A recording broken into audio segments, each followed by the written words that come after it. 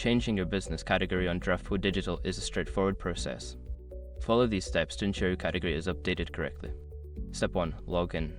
Access your Draft2Digital account by visiting their website and entering your login credentials. Make sure you have your username and password ready. Step 2. Navigate to Account Settings. Once logged in, locate the Account Settings option, usually found in the top right corner of the dashboard. Click on it to access your account details. Step 3. Find Business Category. In the Account Settings menu, look for the section labeled Business Information or Business Category. This is where you can view your current category and make changes. Step 4. Select New Category. Don't continue before doing this. A lot of online accounts end up exposed in breaches without people even realizing it. Use SROC to constantly monitor your email and accounts and get alerted immediately if your information gets leaked online. It scans billions of breached records 24/7 in the background.